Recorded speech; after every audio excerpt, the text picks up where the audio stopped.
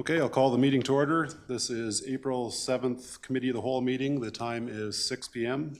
Deputy Mayor Wilson presiding.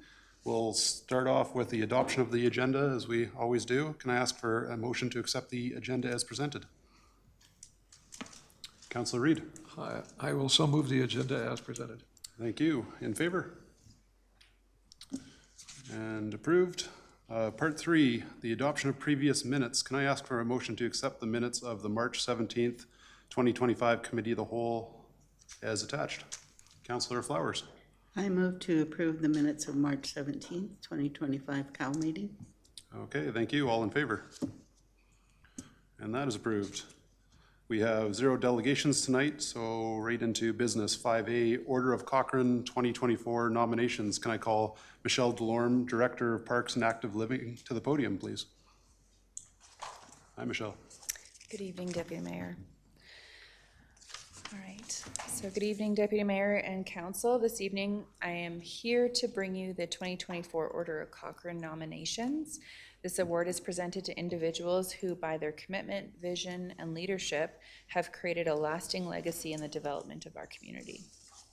Recipients are nominated by community members through an online nomination process. The 2024 recipients were nominated in Q1 of 2025, and through the nomination process, the applicants were asked to identify the following questions about the nominees. This evening, Council will be asked to vote by ballot to determine the recipient of the 2024 Order of Cochrane Award. 8 individuals were considered through the public nomination process. Council may choose to enter a closed session to review each nominee's qualifications and discuss the recommendations provided.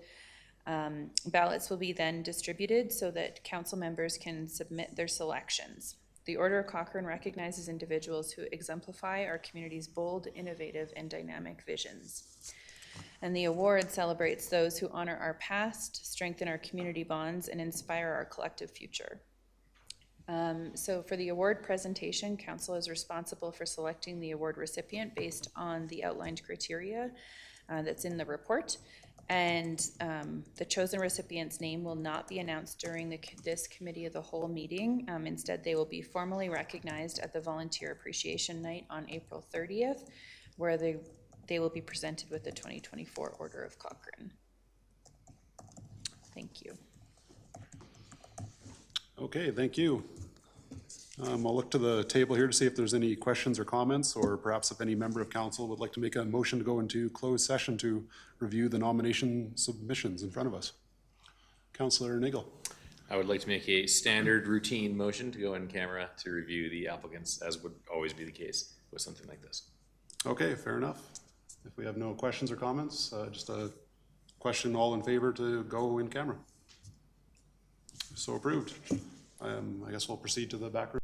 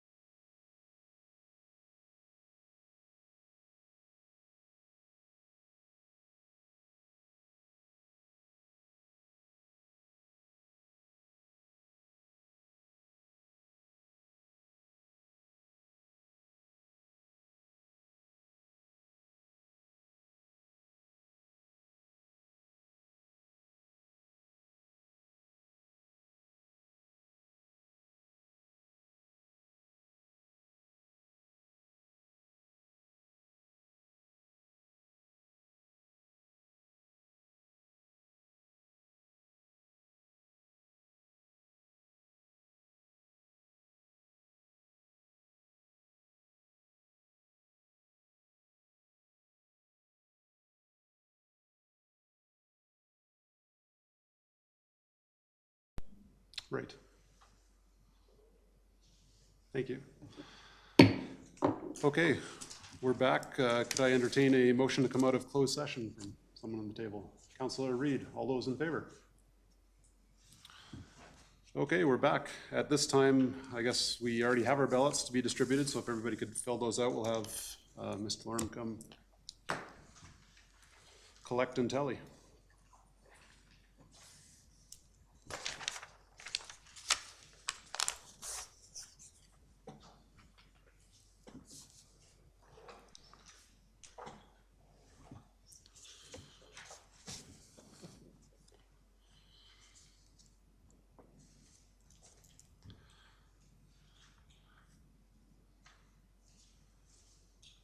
So as we're collecting and tallying right now, it should be mentioned that the recipient will not be named at this meeting, but will be invited to the Volunteer Appreciation Night on April 30th to receive their award. It sounds like we'll also be doing a council presentation for the eventual winner. Councillor Federico, did you want to speak to that? Yes, through Mr. Derricott. Council has decided that it's important for us to be able to recognize that that person as a group as well. So we would like to recognize them in chambers if they can make the date, and then be welcome to have their families celebrate at the Volunteer Appreciation as well. Okay, excellent. Do we have a verdict, Mr. Lorne? We're not announcing tonight, of course. Okay, I just said that. Okay. Yeah. Sounds good. Okay, we're good to move on to 5B. There's no Nice try, Councillor Wilson. follow the script. That's right. If we have no other questions or comments, we'll move on to 5B, Route 22 request. Michelle is already at the podium, so if she'd like to begin her presentation on Route 22, that'd be great. Perfect. All right, so this presentation this evening is just bringing forward a report in response to the March 10th presentation from Route 22. So Route 22 recently presented to council with a request for a 3-year pilot program for operational funding from the town. They emphasized the importance of Cochrane matching contributions already secured from Rocky View County and other government sources to ensure long-term sustainability. The presentation highlighted Route 22's significant impact on Cochrane's cultural, economic, and social vitality, showcasing their inclusive and collaborative approach and a strong track record of successful community events. They also announced a new location on historic downtown, and Route 22 also reconfirmed that they are an active participant in the master plan, and they are strongly advocating for an art and culture funding framework within the town's budget. Sorry. So since June 2024, 3 community groups have come forward as delegations, collectively requesting $250,000 in annual operating funding. In 2024, administration confirmed that the victim services would no longer require operational funding, which has left $80,000 unallocated for the 2025 Community Investment Operational Grant Budget. At this time, those funds have not been assigned to a specific organization. Administration will be bringing forward an update to council in May of 2025. That update will include a review of existing community investment grants, proposed policy updates, and a new application framework. As part of this report, unless council would like to provide further direction, administration is recommending that Route 22 and other eligible organizations be considered for funding through the forthcoming Community Investment Operating Grant Framework, pending the council's approval and the updated policy in 2025. Thank you, and I'm happy to answer any questions you may have. Okay, thank you, Michelle. Any questions or comments from the table? Councillor Reid. Yeah, thank you, Michelle. The last paragraph I particularly found useful. I think it supports at least what Councillor Federico and I were talking about at the last meeting, and that is it's hard to be able to deal with this request in isolation. And so I really appreciate that the report says administration recommends that along with other eligible groups, that this consideration be given after the new policy comes forward. And I think that's the right stand for my position. So thank you. Thank you. Councillor Flowers.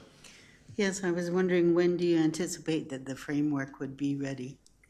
So through the chair to Councillor Flowers, the goal is to have a presentation for the end of May to committee of the whole and then regular council. So a decision could be made fairly soon for these groups, because I just hate to leave them hanging when they really need the funding and we keep talking about the framework. Yeah, so as soon as the updated policy is approved and the framework is approved, then we can open it up to the public. With the presentation, we would come forward with like timelines of how that will roll out. So do you think the groups would get the funding before summer, after summer, next year? When do you think you would? Ideally in the fall is when we would have an application process ready. It's tricky because the year's almost over by then, and some of these groups are really in dire need. I would rather see us give them each a little bit to tide them over, but see what others think. No other comments, questions on this topic? Councillor Nagel. I think it's appropriate to fund these community groups. They do great service, but I would like to stick within the recommended process and come up with a proper framework to decide how people get money and what is required of them in exchange for that money, what would equate to a loss of the money, you know, things that I think it's really important to set the understanding clear at the very beginning. So I would wait. Okay, thank you. Councillor Federico, before I chime in, looks like you have questions or comments. Thank you. Yeah, I agree with Councillor Nagel and Councillor Reid. I think I don't disagree with Councillor Flowers' comments that they're all deserving of funds. I just think that, you know, for us to start that way, it could lead us into trouble as we carry on, especially if that framework is not necessarily kind of the parameters that are already kind of in motion. So I'd rather wait to see what that looks like and then decide from there. But I understand the importance of getting it done sooner than later. So. Councillor Flowers. Last comment. I understand why it's important to get all the rules in place, but I think it was a year ago we heard from Sport for Life. It's been a long time. Through the chair to Councillor Flowers, it was in June of 2024 that we heard from Sport for Life. So it'll be well over a year before they get considered, so it just seems too long to me.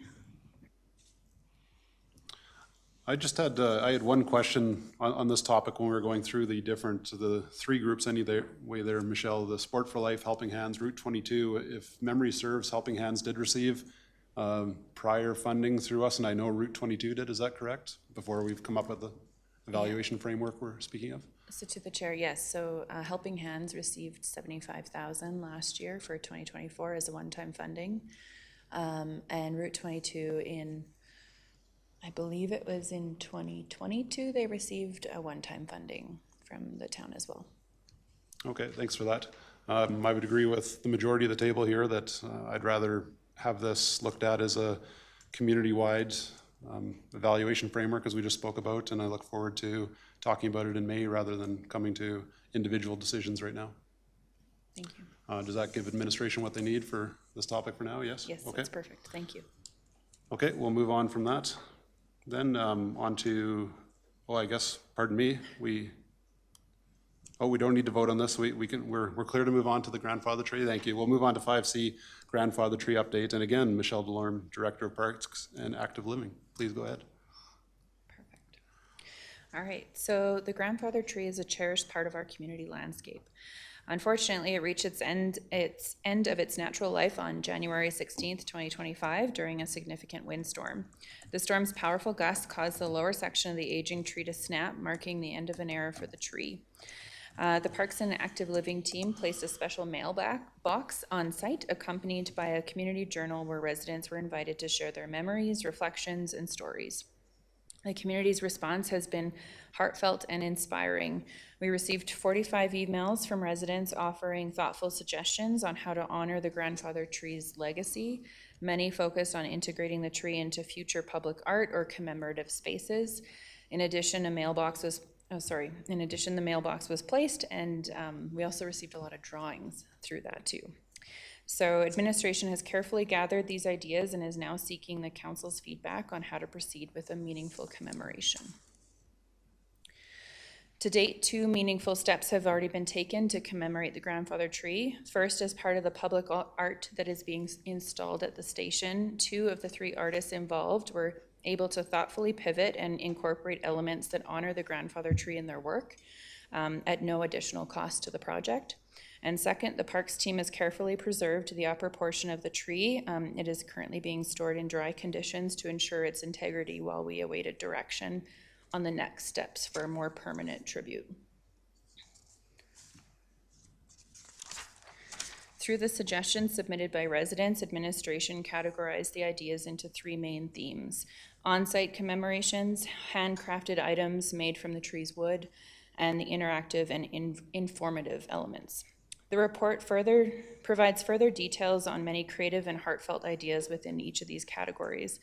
It also includes visuals of the preserved wood influencing the opportunities presented this evening. Administration has reviewed the many ideas that came forward and they've identified three unique opportunities to commemorate the history of the grandfather tree. The first is creating wooden keychains from the tree. These would be available for sale, with all proceeds going to support future programming led by the Environmental Task Force, initiatives that would promote environmental stewardship in Cochrane. Second, integrating wood from the grandfather tree in a bench that could be installed on site. While we don't believe there is enough material to create an entire bench from the tree itself, we could incorporate preserved pieces of the wood into the design to ensure it still has a meaningful tribute. And third, partnering with local author Shannon Bradley to publish a children's book about the grandfather tree. In discussions with her, she envisions the book would be made available in Cochrane schools, school libraries, and the public library, with additional copies for sale. And as with the keychains, the proceeds would go towards supporting environmental programming led by the Environmental Task Force. Tonight, administration is seeking council's guidance on which of these three options should be explored further. Based on your direction, I will return with a detailed report that includes a proposed budget and timeline for implementation. Thank you. Okay, thank you, Michelle. See if that's generated any questions. We have one from Councillor Flowers. Lots of great ideas. People are quite passionate about this. I really like the bench idea. Would you think about putting it right close to where the tree was? Through the chair to Councillor Flowers, we did do some exploring and we would have space to put the bench near where the tree was.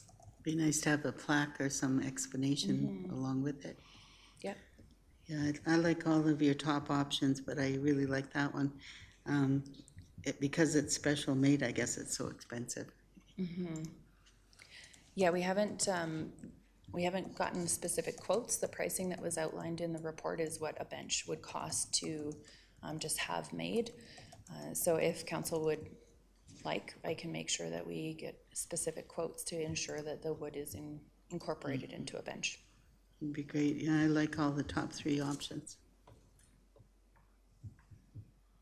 Looks like Councillor Nagel is up next.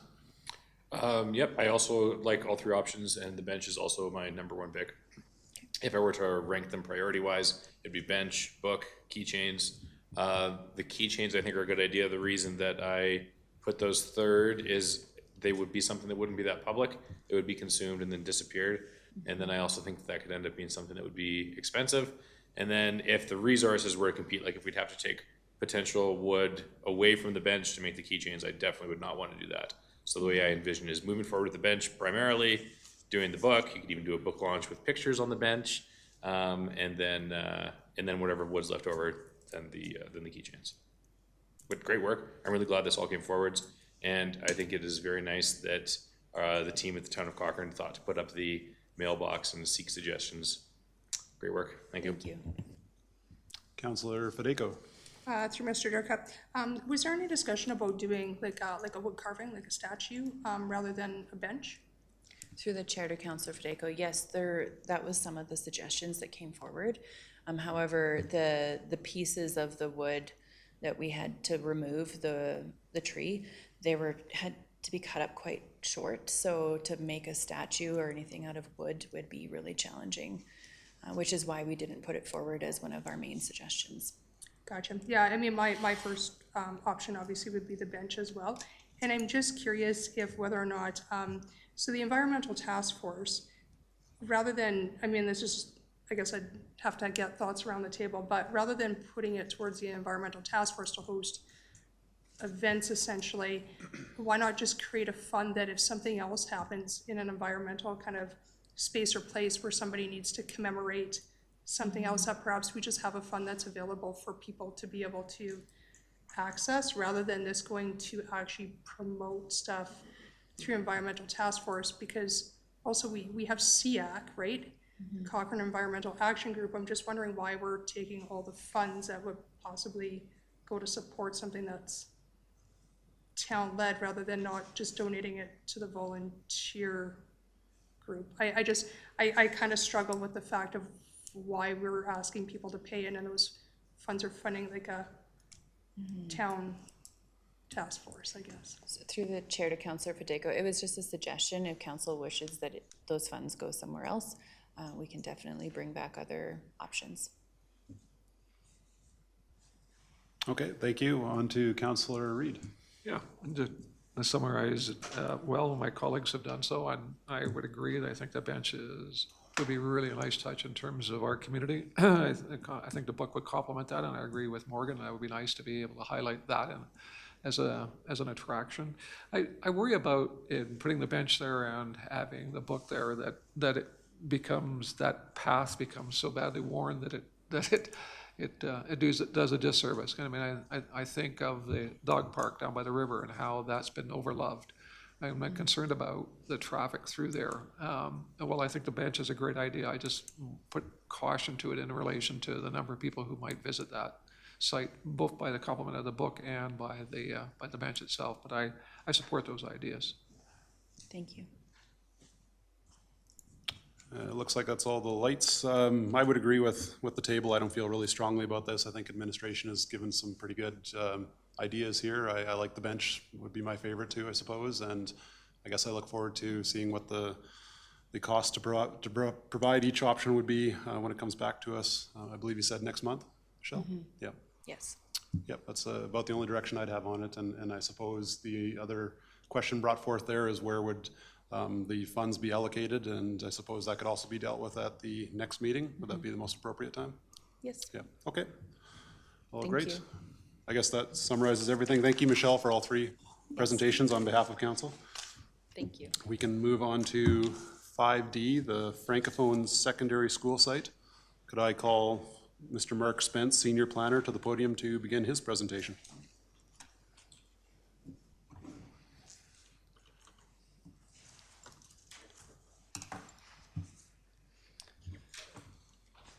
Good evening, Deputy Mayor and members of council. Tonight, administration is joined by Stefan Deloof, who is Executive Director of Facility Services, Planning and Transportation for Franco Sud School District. Mr. Deloof will be co-presenting with staff on the need to find a secondary Francophone school site in Cochrane. First, we'll begin with some history. Franco Sud contacted planning services to assist them in locating a new school site for grades 7 through 12 that would accommodate up to 275 students. École Notre-Dame de Vallée is currently the only Franco Sud facility in Cochrane. It was intended for grades K through 8, but is now operating as a K through 12, and there is a need for class space and better facilities. After contemplating a few options, Franco Sud indicated that the building is a new facility for the next Notre Dame de Vallée was the best option. We started our search by looking at different sites that were either or nearing shovel-ready status. In other words, shovel-ready means that are graded and have servicing. The only sites that fit this criteria at the time was Heartland School site, which was under Rocky View School control. We approached RVS to see if there was any interest in a land transfer, but they indicated that they would be utilizing that site in the near future. We also considered the option of expanding Notre Dame de Vallée. However, the P3 funding model only applies to new builds and would not cover the costs of expansion or renovations on an existing facility. The final option was to locate the proposed secondary school on the town-owned parcel right next to the existing school. This option made the most sense because the site is shovel-ready and both existing and future schools could take advantage of sharing the school facilities. To give some context, the subject site is located at 136 Quigley Drive in West Terrace. It's an L-shaped 4.5-acre parcel that lies adjacent to Notre-Dame-de-Valley. An important attribute of this site is that it's already zoned Community Services District, which permits schools. Therefore, a land use amendment would not be required. And although it is designated as an MR parcel, the MGA stipulates that an MR disposal process is not required if the land is being transferred to a school board for the purposes of building a school. It would simply be redesignated as municipal school reserve or school reserve. The site is bordered to the south by Quigley Drive, which is a collector road, a soccer field to the east, which is shared with the neighboring Mitford School, the railway to the north, and 5 single-family homes and a lane to the west. The parcel is large enough to fit an anticipated school footprint, which is around 4,600 square meters or 50,000 square feet. And it should also be large enough to accommodate the school's parking requirements, but it could also share parking and drop-off areas with the existing school if necessary. This proposal was internally vetted through various groups, including our Technical Review Committee, the Development and Infrastructure Growth Committee, and senior leadership team, as well as discussions with administration leaders, primarily with planning, parks, civil land, and roads. Urban Systems provided some technical review on servicing capacity, and Cochrane's 2 other schools, school boards being Rocky View and Calgary Catholic, have given their support for the proposed site. From these discussions, the comments generally favored the school site proposal. Most of the feedback was associated with site design, such as fire access, parking requirements, etc., which would be addressed during the DP stage.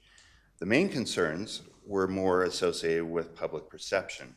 Specifically, what are the possible impacts on the surrounding residents, and would this be viewed as a loss of park space?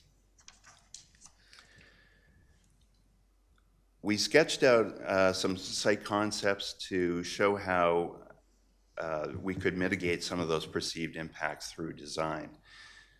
For example, for noise mitigation, outdoor play areas could be located away from the nearby residential areas and blocked from the school. As for potential visual impacts, measures such as landscape buffering, increased building setbacks, and stepping back building heights could also be utilized.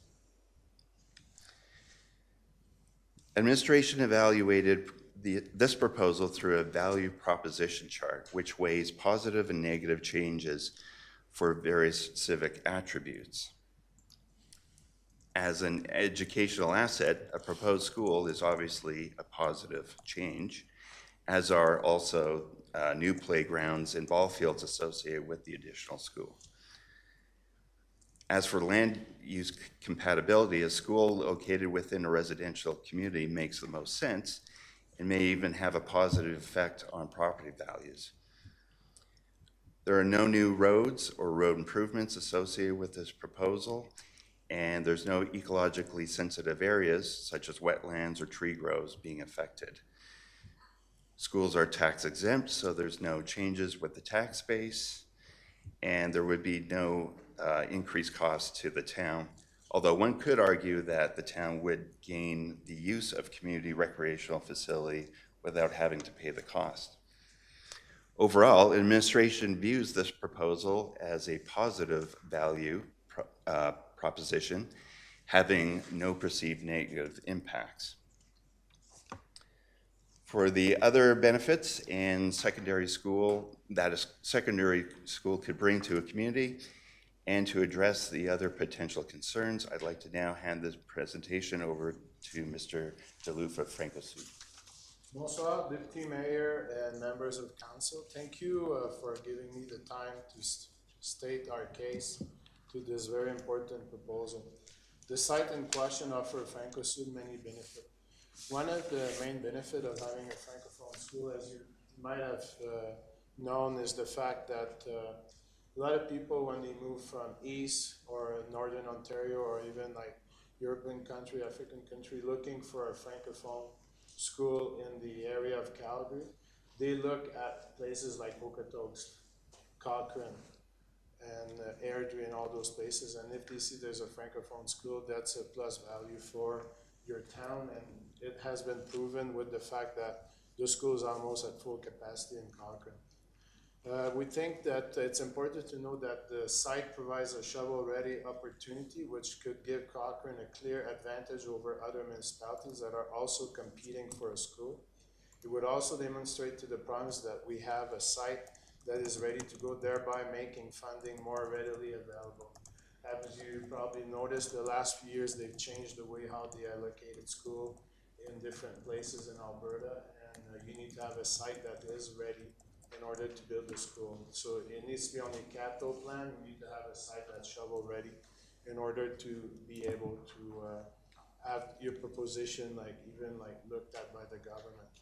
The site also take advantage of the harmonization and optimization of École Notre-Dame-des-Vallées. That means that finding another school site elsewhere, we can expand operation in a shared location. Both the proposed and existing school can provide shared facility. Traffic impact would be minimal, as we already have 93% of our students that are being bused there. And we already have a bus lay-by. We're also on a collector road, so it doesn't make any changes in the fact that the traffic would probably remain the same. We feel that this proposed school should be seen as an add community amenity rather than a loss of MR. The school facilities such as the gymnasium, playground, and improved ball field, theater, career and technology studies can be made available for public use through the joint use agreement, which the school board are currently working on with the town. So we've seen it especially in Cochrane. That gym is rented from 5 till 10 every night during the school year, and even in the summer where they're running camps and those kind of things. The current situation. Because of our current space issue, the ability to retain students beyond the 6th grade is greatly affected. As you can see in this table here, we lose about 38% from grade 6 to 7 due to the fact that we do not have the amenities that compares with other schools in the area. Which those amenities, people would ask, what are those? We're talking about a drama room, art lab, CTS lab. CTS is for career and technology studies, and many other amenities that you can find in junior high or high school around Cochrane.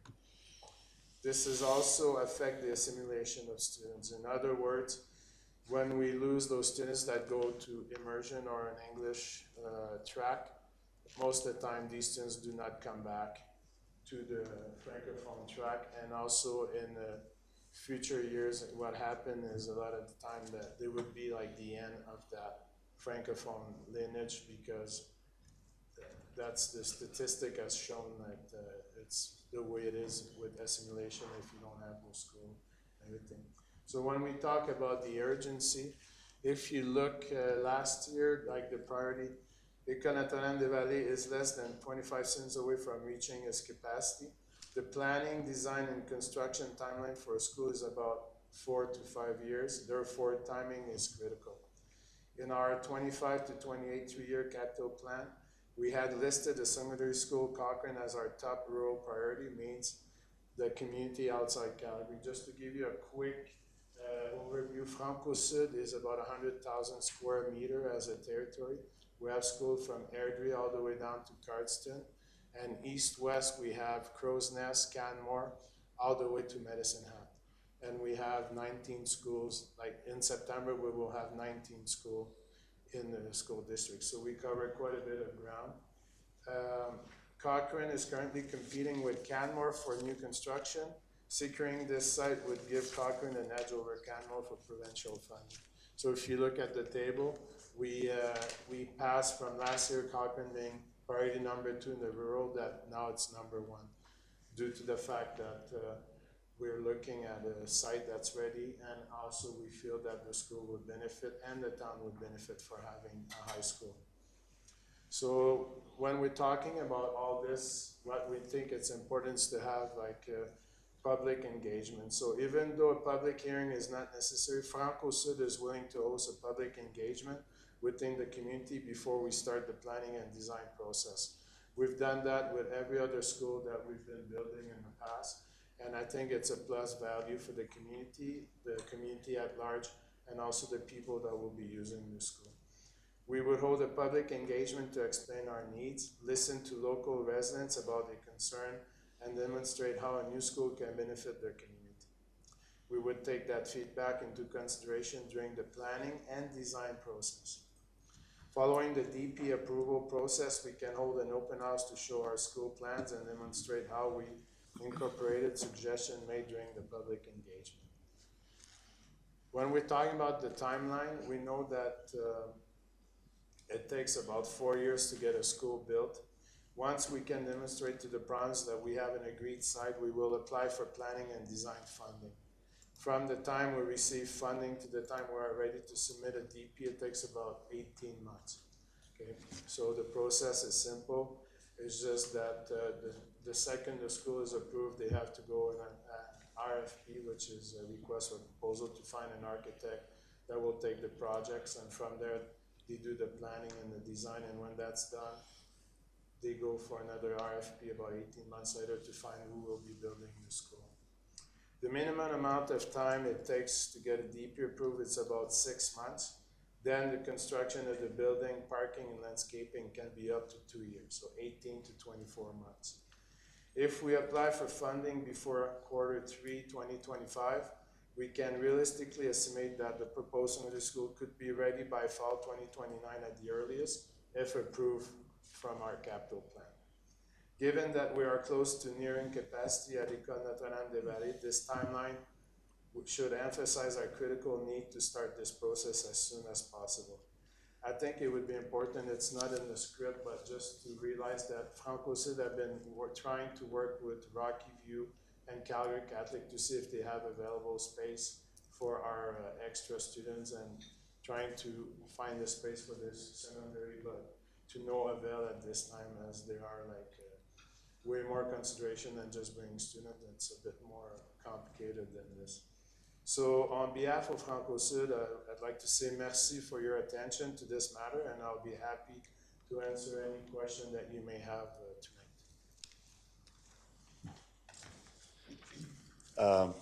Just a couple more slides and we're done.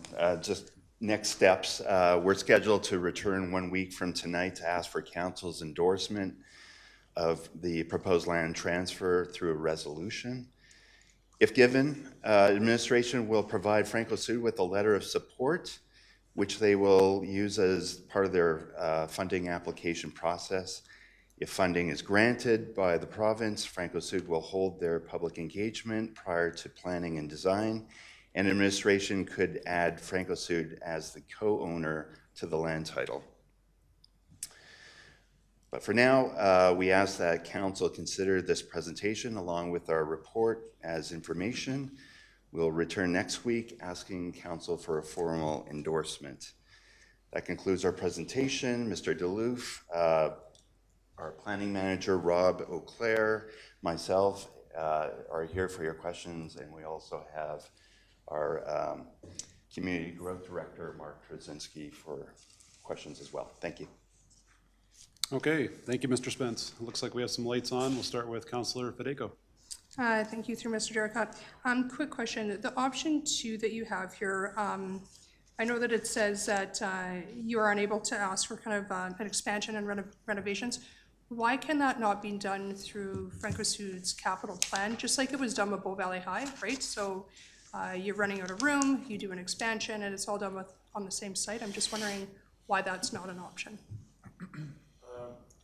I don't know what happened with that other school, but the fact is that we don't have a site that's available in Cochrane that's site ready, and would not be the site that was assigned to us would not be accepted through like the way the government now do the site readiness, because it's in a hole and all that stuff anyway, to make a long story short.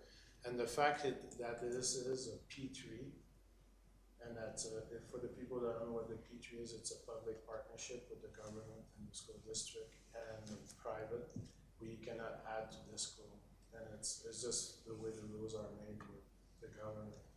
And it would cost probably 3 to 4 times more to the government to build an extension to that school due to the fact that this is a P3. If I could add, sorry, through the chair to Councillor Federico, I believe the expansion was funded through Rocky View, but I can get you some more information when we come back next week. Yeah, I would like that information as to what it would look like from just Franco Sud redoing their capital plans to ask for funding, because really the site, well, I understand that it's going to be close to the school, like whether or not you do an expansion and you bring modulars or whatever else in to be able to expand your space, it's kind of in the same area. You're just not having to build a whole nother school to be able to attach to it, right? So that's question number one. Question number two, I would like to find out, St. Tim's is already at a decline in population. I'm wondering why that could not be an option, whether or not Franco Sud could just utilize the underutilized rates at St. Tim's and create one thriving perhaps school rather than creating a new build. My last point, thank you for suggesting public engagement is going to be something that will be done. This is a must. I would certainly not give it my support without knowing that there's going to be a lot of public engagement. Most of the public probably in that area has no idea that there could possibly be a new school within that area. And yes, we all know the benefits of what schools bring.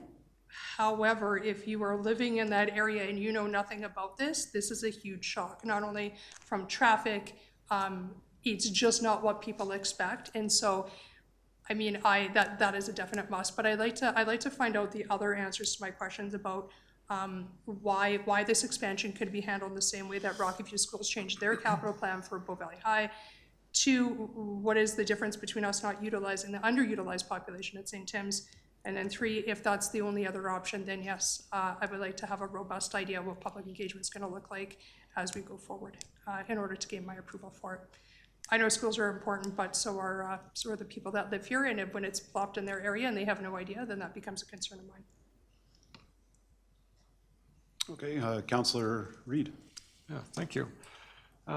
Just great work. There's a lot of work that's gone behind this, and I think so often it is a case for council, and I only speak about myself, but that we don't necessarily appreciate all the hard work that's gone behind this. I really appreciate what's been done.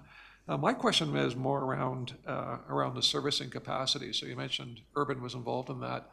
So does this community have the ability to be able to handle all the services that would be provided in addition to water, sewage, traffic, and so on?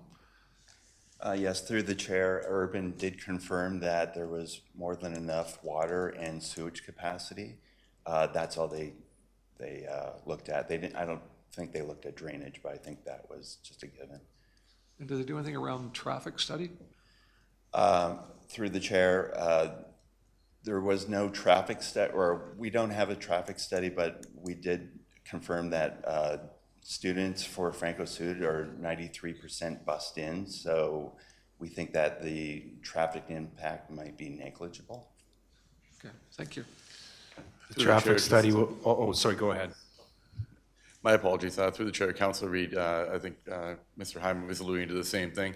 These are components that would be looked at in more detail through the development permit application phase as well. And although we'd be looking to lend support to move on to the next phase of this project, we'll call it, it doesn't give approval to the development permit ahead of some of the controls that are in place to evaluate the questions that you're asking. Okay, thank you. And if I may add, due to the fact that 93% of the students already take the bus, so we all go in the same neighborhood anyway, so it would means that the students are going from grade 9 to 12 would also take the same bus as the kids that are already from K to 8 in the same route. So it doesn't add to any traffic or busing. It might just add, maybe the size of the bus would change from, let's say, a 36 to a 52, those kind of thing, but the traffic would remain pretty much the same. Councillor Flowers. Yeah, I see a lot of benefits to your project. It's well thought out, and I think it would bring a lot of things to Cochrane that we're desperately needing. The only ones that I think would have a complaint are the people on the east side of the building that are close to it. What are the setbacks to the building? Through the chair, we looked at that. The setbacks under the current community services district is 3 meters. We're proposing up to 15 meters or 50 feet. People would appreciate that. We need to use our land wisely, and I think you've done a good job of putting it all together. Councillor Nagel. I'm glad to see us discussing this here this evening. For any residents who might have concerns in the future, the good news is it's kind of a bittersweet thing that may be a little louder in their neighborhood, but at the same time that access to a school and the increased convenience drives up the value of their property. And as long as you can sell that house to a family that has kids, they'll be thrilled to purchase it for a higher price. So it is change, and change always brings about some criticism, but there is a very clear economic benefit to that change as well. Regardless of that, though, I think we just absolutely need to move forwards with any school opportunity that we have. Recently, we had that presentation come to council that showed that due to growth in our region, we're just way behind on schools, and the province doesn't have the capital funding on their radar to keep up. And so every opportunity to build a new school that we can get, we need to move forward with it as quickly as possible. So I'm fully in favor of what we're discussing here. But of course, we're not voting on anything tonight, so look forward to seeing it on a future council agenda. Thank you, Councillor Nagel. It looks like that just leaves me. I just had one question about, I don't understand catchment zone for this school system. It said currently we're at 239 students there. I'm just curious what the new capacity would bring and where those students are coming from. Is it from Cochrane essentially, or is it, I assume everything between Calgary and Canmore will be the answer, and the rural communities around It's us? mostly Cochrane and Rocky View County.